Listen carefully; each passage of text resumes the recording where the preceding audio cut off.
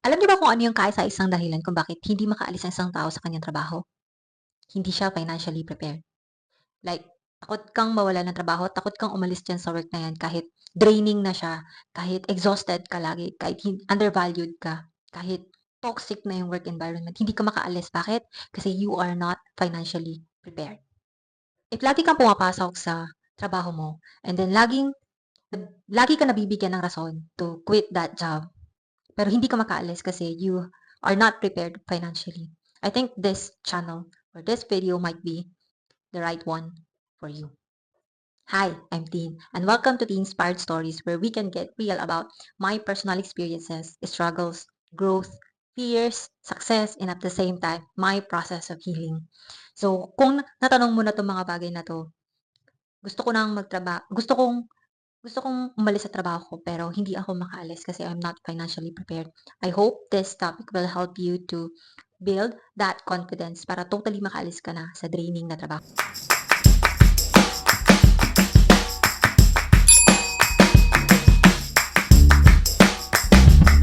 Hey everyone! Welcome back to Teen Inspired Stories channel, where we help people navigate bold career moves and life decisions with confidence.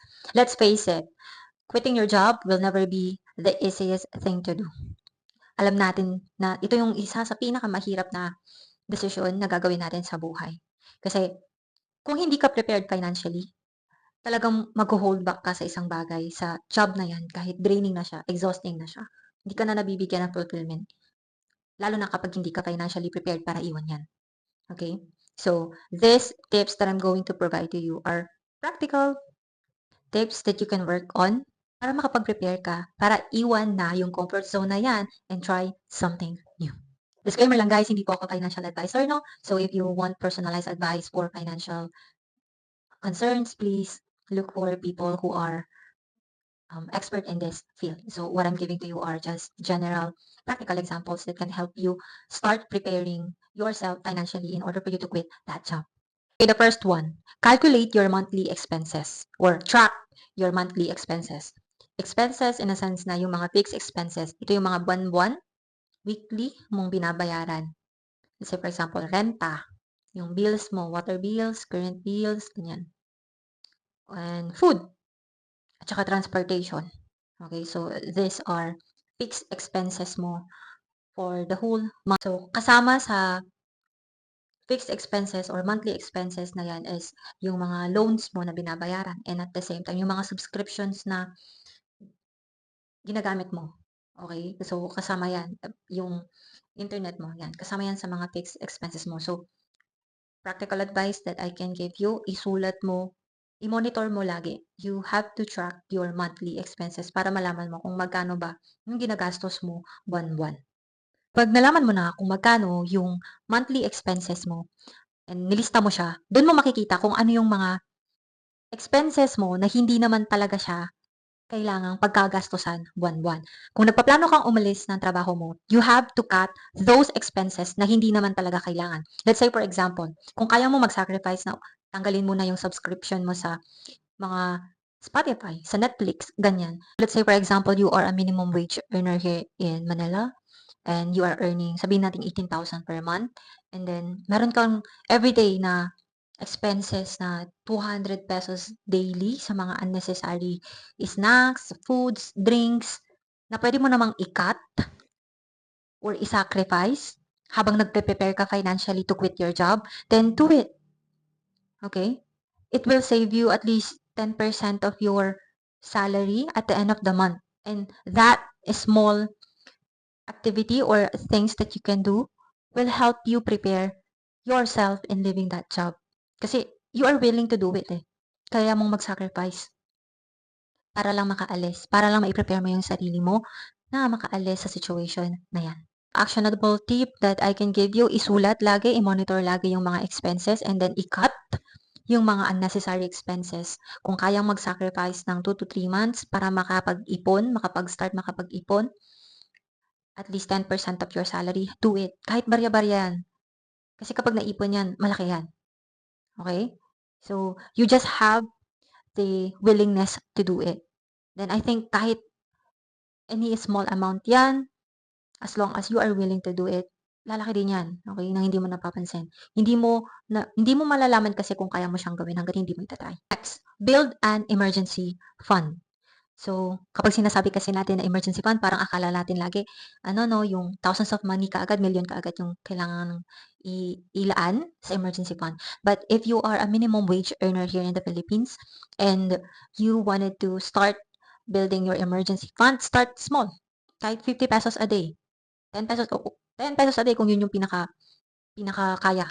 Start small. Hindi hindi naman importante dito na malaki ka kaagad yung ilalaan mo sa emergency fund mo, lalo na kung sapat lang lagi yung kinikita mo, yung tipong pagkasahod mo bayad bills lang kaagad. Mahihirapan in reality talaga mahirap talaga siyang umpisahan.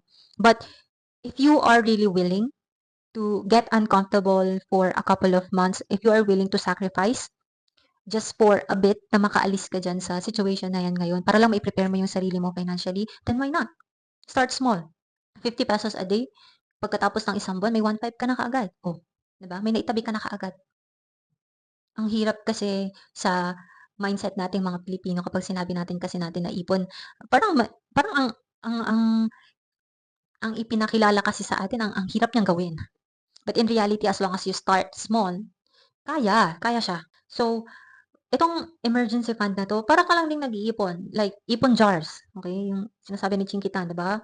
Iponaryo, ganyan. Alam niyo ba na ang unang-unang books na binili ko before I totally get into freelancing ay books ni Chinkitan. Like, yung huling bonus na natanggap ko, December yun, eh, ibinili ko ng books niya, yung isang bundle ng book niya. So, yun yung nagpabago, unang-unang nagpabago ng mindset ko nung gusto ko na mag-transition, okey? So, this idea is not sponsored, guys. Ito lang yung alam niyo yun, kasi dahil sa gusto ko kasing wala kasi akong makausap, 'di ba? Walang nag-guide sa'kin kung anong gagawin ko, wala akong natakbuhan during the time na gusto ko na mag-transition. So, anong tumulong sa'kin, mga books, self-help books at ang yun nga, unang-una kong ininvest na book is yung Iponaryo, ganyan, ni Chinkitan. Kasi gusto ko talagang hindi ko alam kung paano ako mag-iipon. Akala ko kasi kapag pag-iipon, libo-libo kaagad yung kailangan mong gawin 'no, pero para ka lang din palang babalik sa pagkabata na start small. As long as nag-start ka kahit barya-barya yan, start small, okey? Basta ma-build ang importante ang gusto lang kasing i-emphasize nung book is as long as ginagawa mo, you are willing to do it, mabi-build mo yung habit ng pag-iipon. Okay, gusto lang number 3, pay your debts. Kahit paunti-unti. Bago ka mag-save, actually dapat number 1 'to 'no, dapat bago ka nag-save, bayaran mo muna yung utang mo para hindi kakainin ng para hindi pambayad utang yung sine-save mo, okey? So, bayaran mo muna yung pinakamalalaking utang mo, saka ka mag-start na mag-ipon. Or habang inuunti-unti mong bayaran yung utang mo, mag-start kang mag-ipon kahit pare-barya. Napakaimportante kasi na kasi if you wanted to quit your job, kailangan wala kang iniisip na utang kasi ang iniisip mo na nun is yung may monthly expenses ka ng kailangan bayaran, 'di ba? Kailangang i-cover. So, kung idadagdag mo pa yung mga binabayaran mong utang, hindi ka talaga magkakaroon ng tamang preparation to quit your job. So, kailangan bayaran mo muna yung utang mo. So, based on my experience guys, lumakas ang loob kong umalis sa stable na job ko nung nabayaran ko na lahat ng loans ko. So, napakaimportante. Nabayaran kasi 'yan yung isa sa mga parang ito yung nag-iisang bagay na nagho-hold back sa'tin kahit gaano na ka-stressful yung work natin kasi may utang pa tayong kailangang bayaran. May napakalaking responsibility pa kasi ng pagbabayad utang ng loans. So, napakaimportante na mabayaran natin siya para ma ano yun, ma-revive yung confidence natin na kaya nating umalis sa job, sa stressful na trabaho, sa mahirap na trabaho, or sa unfulfilling na trabaho kapag financially prepared tayo na umalis dito. So, based on my experience nga, ayun, nung nabayaran ko na yung loan ko, dun ako nabigyan ng lakas ng loob na ipasa yung resignation letter ko without looking back. Kung at kung ano man yung yun nga, sabi ko nga sa inyo 'di ba, sa previous videos ko, malakas ang loob ko nung umalis ako sa stable job ko kasi alam ko na kung ano yung mga nawala sa akin, magkakaroon pa ako nun mas higit pa. Gano'n yung itinanim ko sa utak ko. Aside from nag-prepare ako, binayaran ko, nag-sacrifice ako ng isang taon para mabayaran ko ng isang bagsakan yung loan ko. Parang ang sinasahod ko na lang is 1,000 out of my wage. Pero may business naman kasi, may side hustle naman kasi ako. Kaya kahit naubos pambayad utang, isang taon, 2020 nagbabayad ako ng utang. Okay, and then 2021 isinend ko yung resignation ko right after kong mabayaran yung loan ko. So I hope na bigyan din kayo ng means, no, ni God to I want you to believe in yourself na bibigyan ka ng pagkakataon ng God, the universe, na umalis sa situation na yan as long as willing kang gawin yung mga bagay. You have to do first the work and then saka ka bibigyan ng blessing ni universe, ni God kapag nakikita nilang, ito yung gusto niyang gawin. Ginagawa niya to para ma-let go niya to. Ginagawa niya to kasi nagpre-prepare siya para makaalis na sa situation na to. Okay, lastly, start a low-cost side hustle. So, anong ibig sabihin nun? I-assess, maghanap ka ng side hustle. Pero bago mo gawin yun, i-assess mo muna saan ka ba magaling na pwede mong pagkakitaan yung kagalingan na yun. Let's say, for example, marunong ka mag-drive o bakit hindi ka mag-side gig na mag-delivers sa Shopee, sa Grab, sa Lalamove, ganyan, kung may motor naman kayo or may mahihiram kang motor. 'Di ba? Okay, o di kaya, mahilig kang gumawa ng pastries, ganyan. Puwede kang let's say for example, nagwo-work ka ng 9 to 5 job mo and then gawin mo siya on your spare time. Kunwari, bago ka umuwi sa bahay niyo, meron kang side hustle na papasukan, mag-tutor ka.